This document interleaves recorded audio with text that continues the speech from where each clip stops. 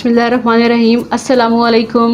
मैं मिसेज़ आफ्ताब अपने चैनल बड़े पापा की रेसिपी के प्लेटफॉर्म से आज फिर आपके सामने एक प्यारी सी रेसिपी लेकर हाजिर हुई हूँ।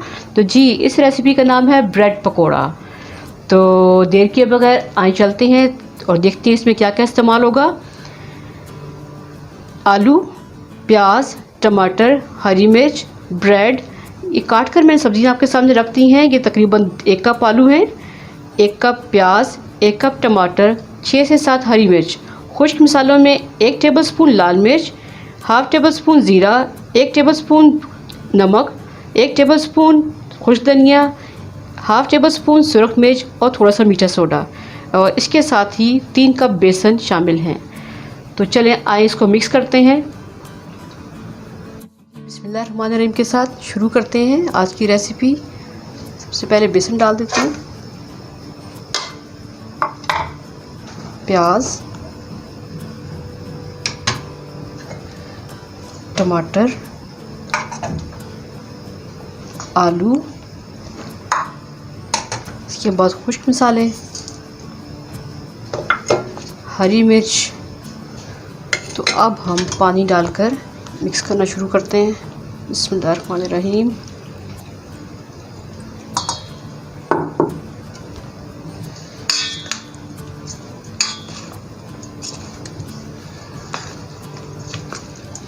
ज़रूरत के मुताबिक पानी की मिकदार को बढ़ाते जाएं।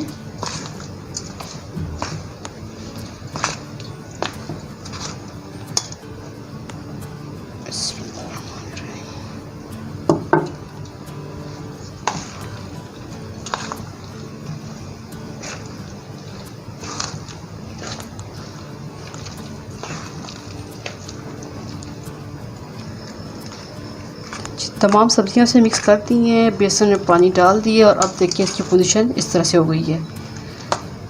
इतना पतला रखना है इसको, क्योंकि इसमें ब्रेड डिप होगी, इसमें सारा लगेगा और फिर जाके फ्राई होंगे पकोड़े। तो इतना आपने पतला रखना है, ठीक है। तो चलिए इसको 5 मिनट के लिए हम छोड़ देते हैं। अब हम ब्रेड को काट लेते हैं।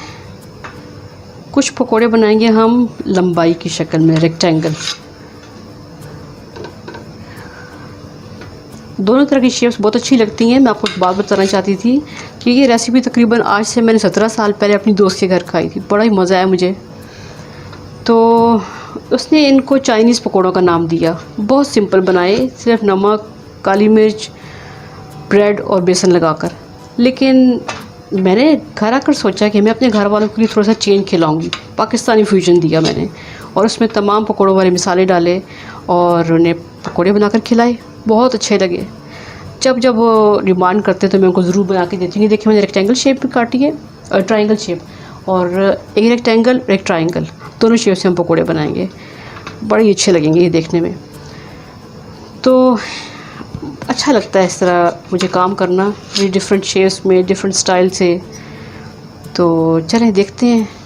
अब तैयार करते हैं अपना चूल्हा, ऑन करके कढ़ाई रखते हैं उसके ऊपर, और उसमें कुकिंग ऑयल या घी जैसे आपकी मर्ज़ी हो वो गर्म करने रखती हूँ मैं।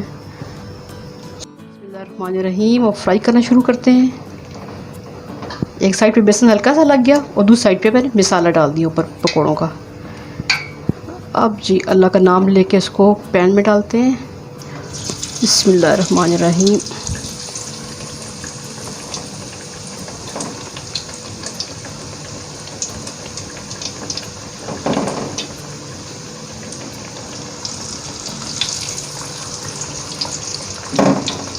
मज़े की बात यह है कि सिर्फ ये 3 या 4 ही पकोड़े आते हैं एक बारी में। अच्छा जी, तो एक दफ़ा स्कूल में पार्टी थी, तो उस पार्टी पे मैं ये पकोड़े बनाकर लेके गई।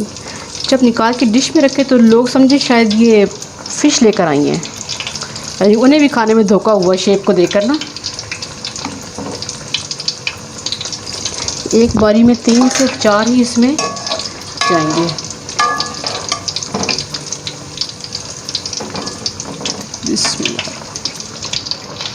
ध्यान से डालिएगा ताकि आपके हाथ जले नहीं। जब एक साइड पक जाए तो फिर दूसरी साइड पका लेनी है। उसी तरह जितने आपका दिल करता है बना लें। देखिए लुक में कितने प्यारे लग रहे हैं। तो इंशाल्लाह टेस्ट में भी इसी तरह ही प्यारे होंगे।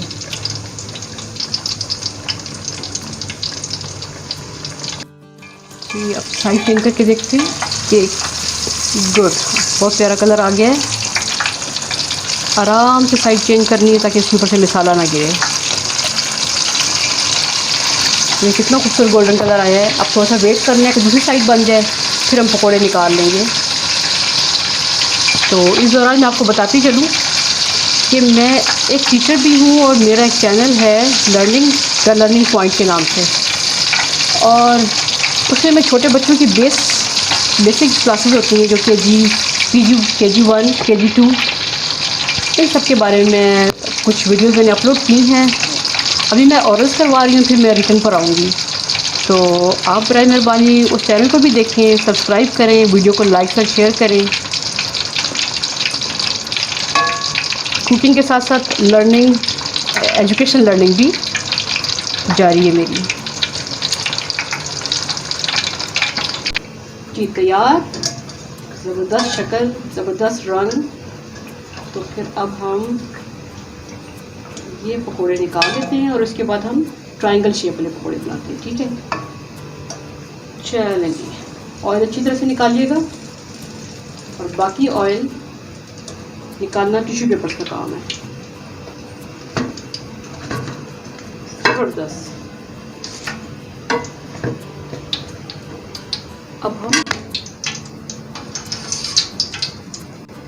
अब बारी है ट्रायंगल शेप पकोड़ों की। मसाला ऊपर रख के आराम से उठा के आप इसमें डाल दें। बिस्मिल्लाहिर्रहमानिर्रहीम।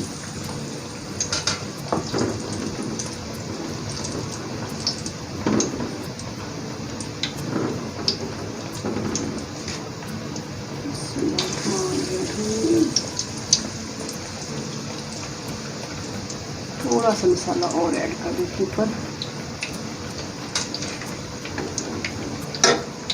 इसमें 3 ही आएंगे अब की बात। तो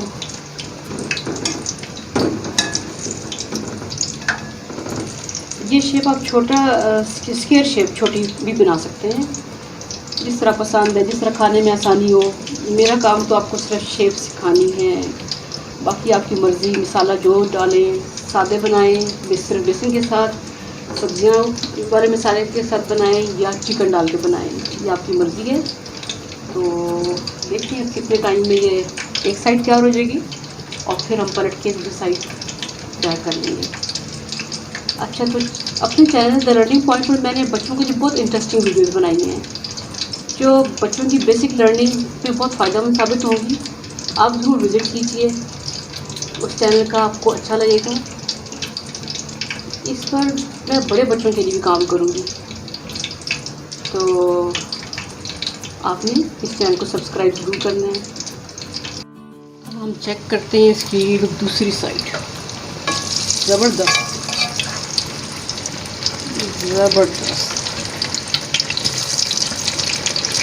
अब बस